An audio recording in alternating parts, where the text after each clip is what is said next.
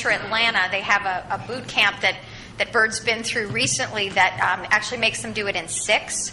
And they're really hardcore, and they pull out the hook at 6 minutes. But I have been skeptical about healthcare improvements just because it's the toughest, thorniest chicken and egg problem I've seen. It makes the credit and debit card environment look really simple. And the statement you made in the middle around, would you like 10% off your medical expenses? That caught my attention. So there's a lot of things about this that I think really cut through the complexities. It's a daunting challenge, but I actually think you guys have made a real start. You've got real customers. You've got real revenue. So I like it. I want to see more. And for anyone who does want to see a demo, we do have our iPads here afterwards. It's pretty neat to see. If you'd like to see what the patient wallet looks like, it's a very exciting thing in the marketplace today, and we look forward to the growth associated with it in the future. Super. Well, thanks a lot, Bird. And next up, we have Perk Street Financial. Kurt Wright has come from Boston, standing in for his fearless leader, Dan O'Malley, who is also fighting important, critical new company battles. Would you like to come up here or stay over there? I'm going to stand. Okay. And I will get out of your way.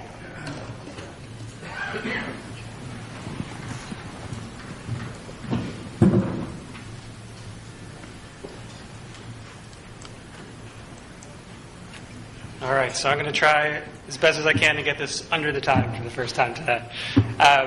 So what is Perk Street? Well, if you were to take a really quick look at us, you'd probably walk away and say that we're an online checking account with a focus on debit card rewards. And that is true. There is no card in the world, actually, that's credit or debit that can give its customers more cash back than ours can. But if you were to stop there, you'd really be missing the larger picture of what Perk Street is. So if you flash back 3 years ago when we first started the company in 2008, a couple things that most of the people in this room are probably well aware of, but they're the reasons we started this company. The first was that by any metric, debit had surpassed credit as the most popular way people spend money in this country. And the second was, for those people who chose to spend on a credit card, which is still a very sizable number, the number one reason they chose that card, in the face of all other irrationality, was for the rewards that it offered. But a debit card was still sort of just an afterthought. It was something you got when you signed up for your checking account. So ING had come along at this point. Others had followed and proven that there was an online model for banking that worked. They took the savings by not having those branches, and they turned them around and created a better product for their customers. So we said, hey, let's take those same savings and let's use them to create the best checking account we possibly can for this huge group of people who choose to spend on debit. Now, big banks spend, again, this is a generalization, close to $800 per year per customer supporting a banking model that is becoming more and more outdated by the day. That's a huge amount of money, and there's a lot you could do with that if you turn around and try to find ways to give that back to your customers.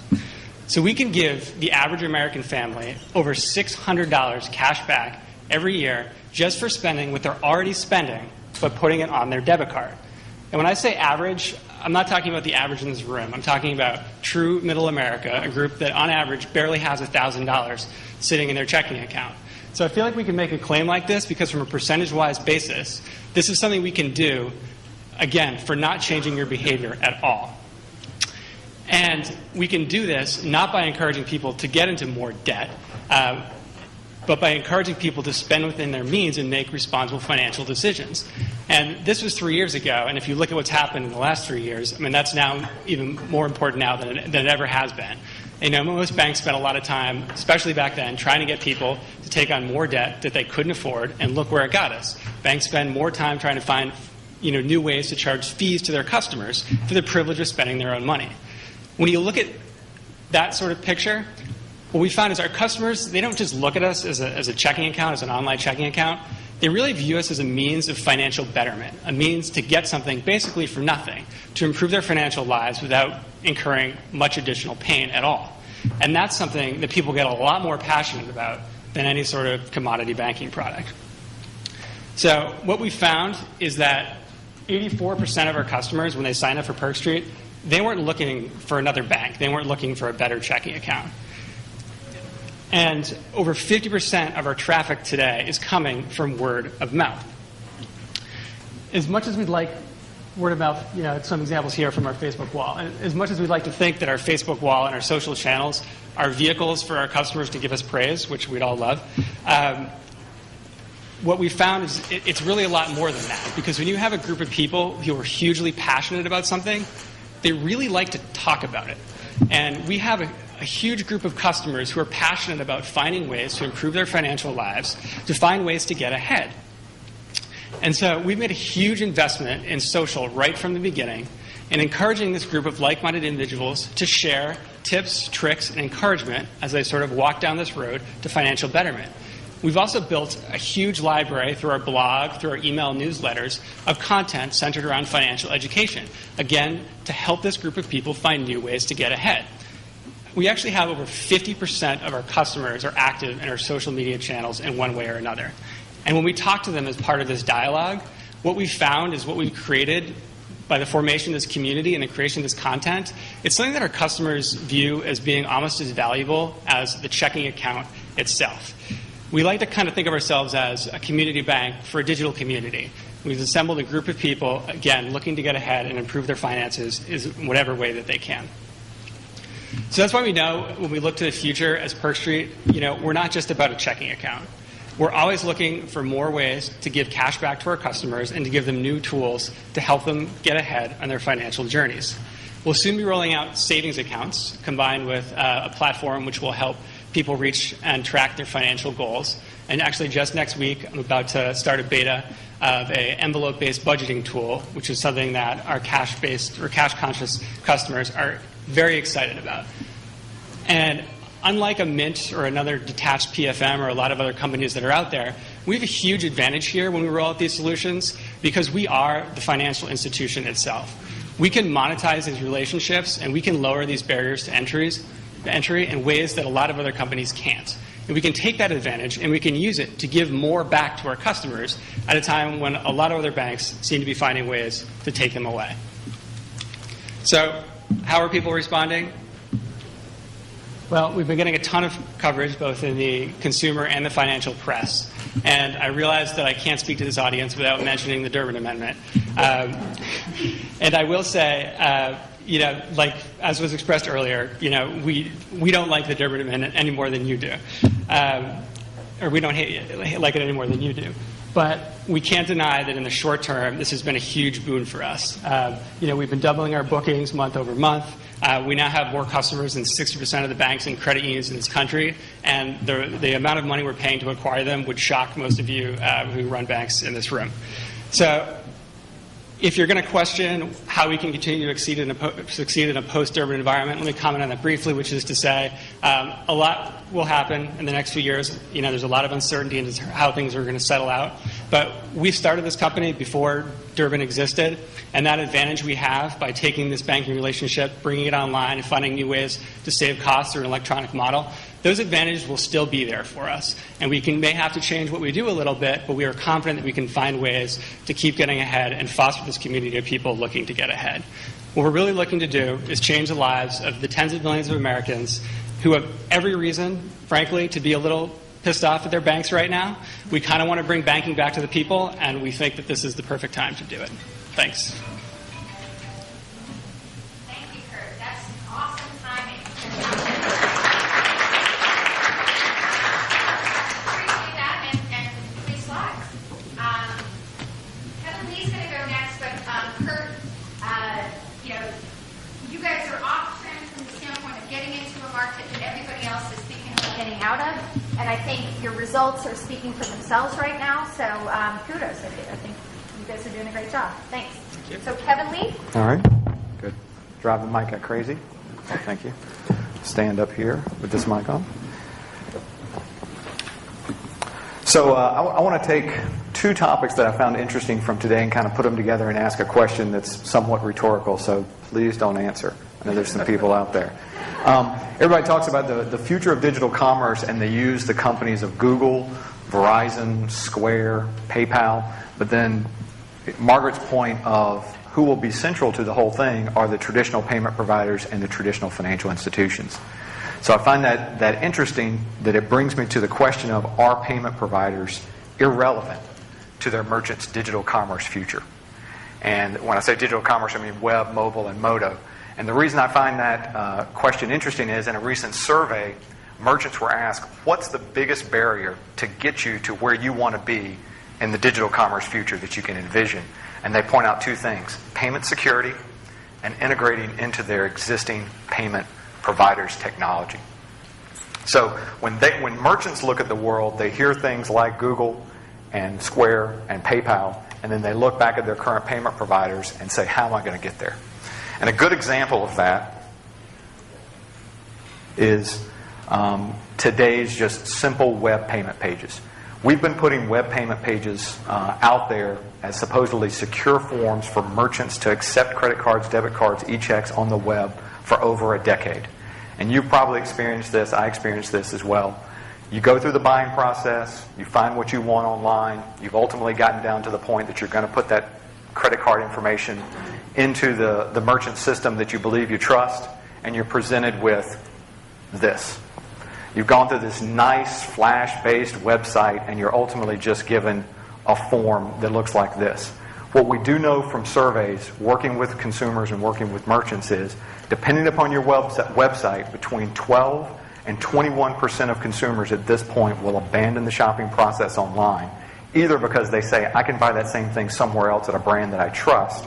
I'm concerned that I left their website and I've gone somewhere else and they're going to take my credit card information, or I'm just going to complete the transaction online or over the telephone, which is more expensive for the merchant.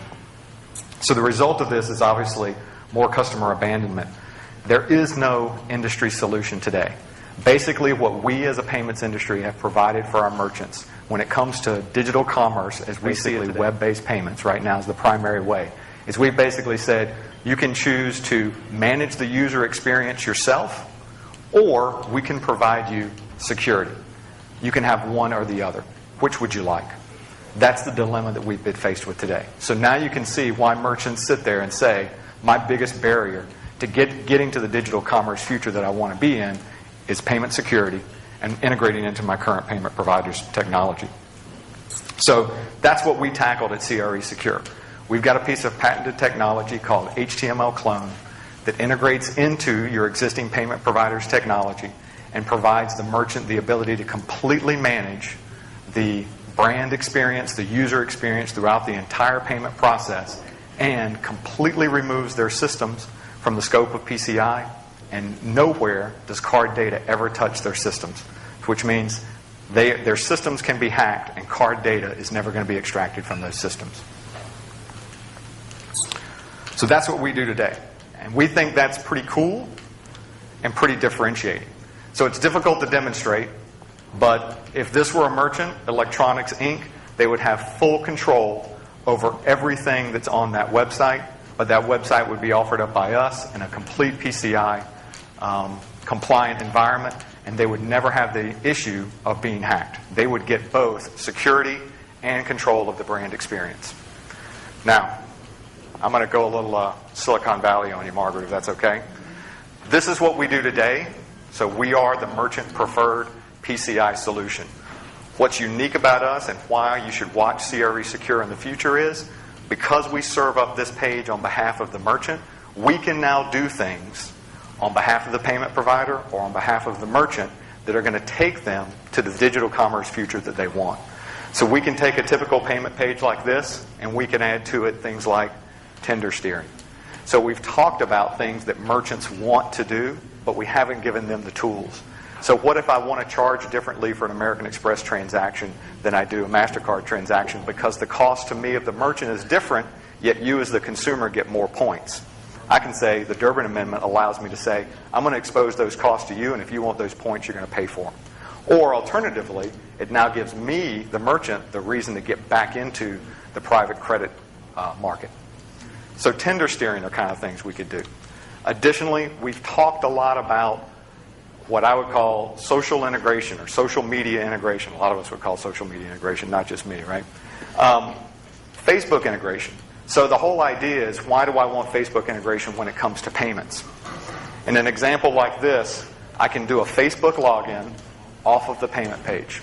Nothing unique here, no unique technology involved in this. I'm just identifying the person with their Facebook login. I can share my transaction with selected friends.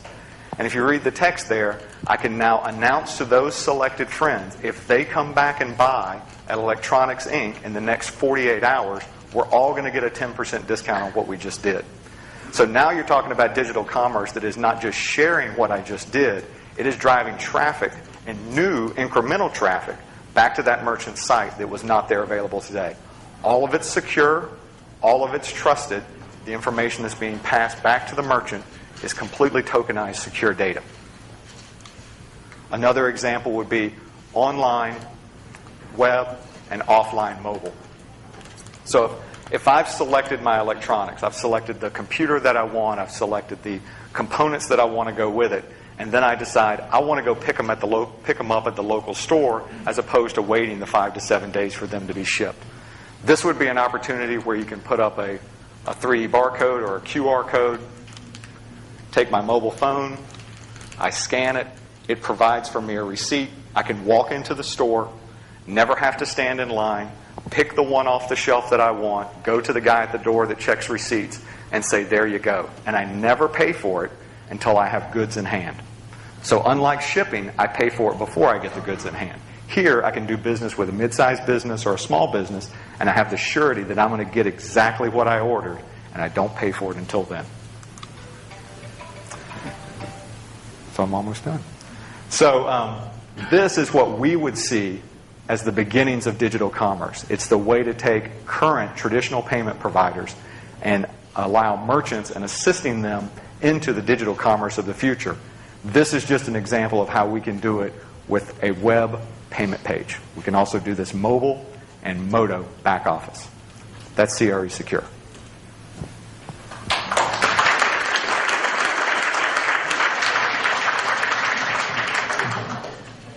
Masterfully done, and only a few seconds over with a lot of slides. So I want to thank the panelists for doing what they did. I feel a little like Paula Abdul. I love what you all have done.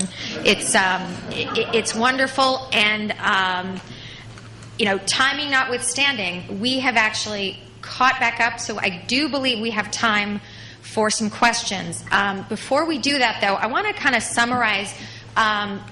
It's always great to learn from innovative companies, and many of you here are probably interested, and I would encourage you to talk to the folks afterwards, learn more about their companies and how they might be able to help you.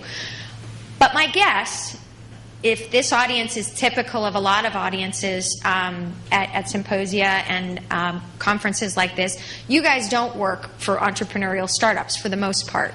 And it might be tempting to say, well, that's all nice, that's interesting, but that's somebody else's business. What I would tell you is absolutely relevant about what they talked about, and if you go back to the slides I showed at the beginning, if you are one of the players in the center of the traditional financial services, traditional provider ring, you need to learn from players like this about, number one, how to meet the unmet needs of customers in new and interesting ways that resonate with those customers, that give them what they want.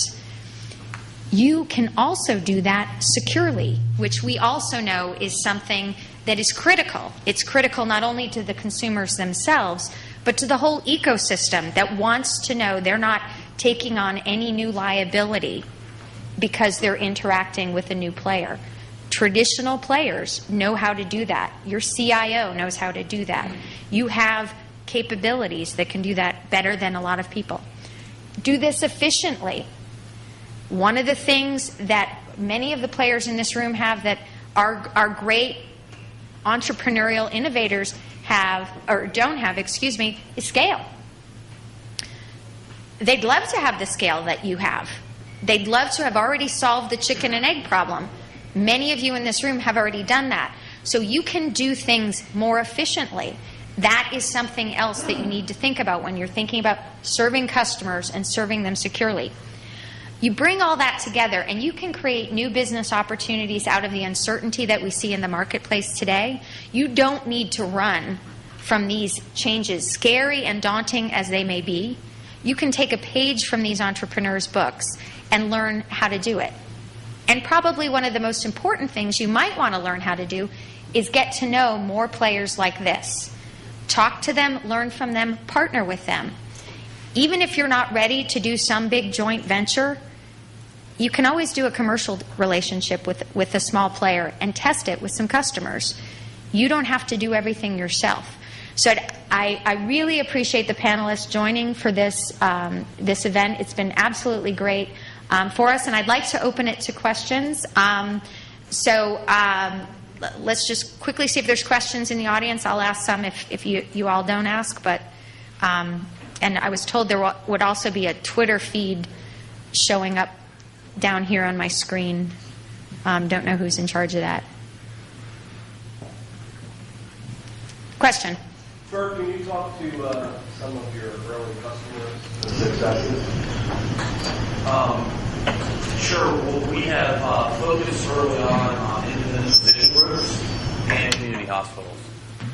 The reason is, quite frankly, from an entrepreneurial standpoint, sales cycles are shorter there. If you look at some players who do something kind of like what we do without the patient wallet, you might have the McKessons and the MDIs that serve big hospitals. And so we found this marketplace where it's very underserved. And, the farther you get out from, Peachtree Street, there's a lot of pain as it comes to patient self-pay.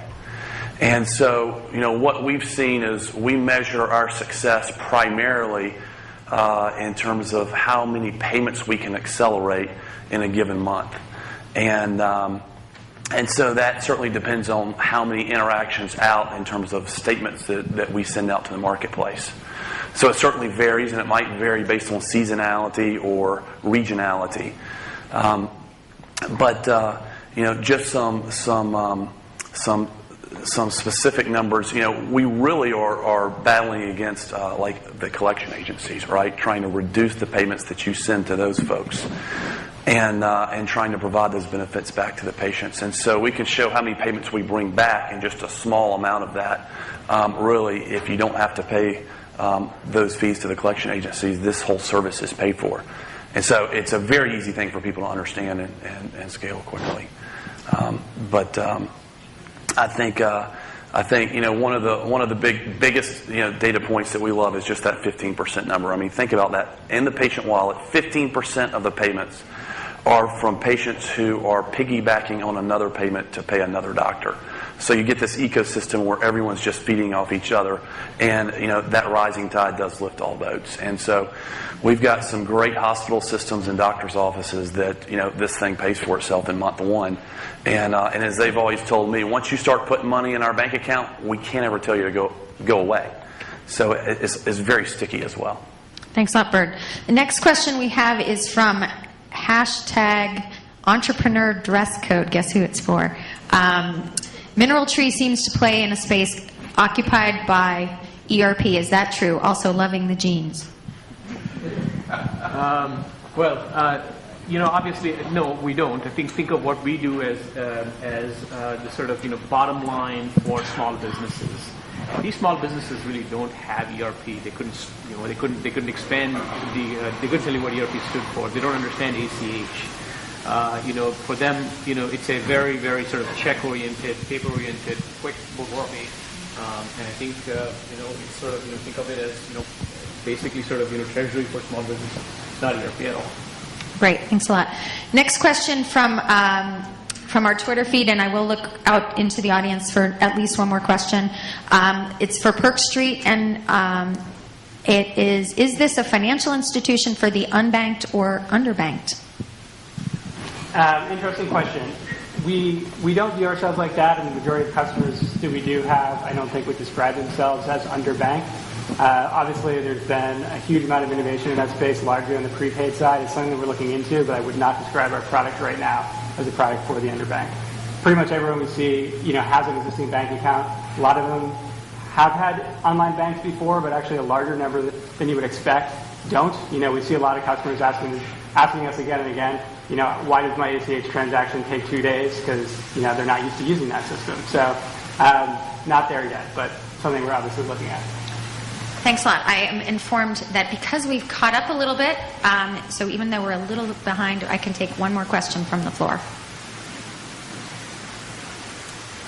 Okay, well, if no more questions from the floor, I encourage you to join with our entrepreneurs here later on in the cocktail hour, see their demos, talk to them, learn more. I think this is a great opportunity to create dialogue both here in our Georgia community as well as along the East Coast.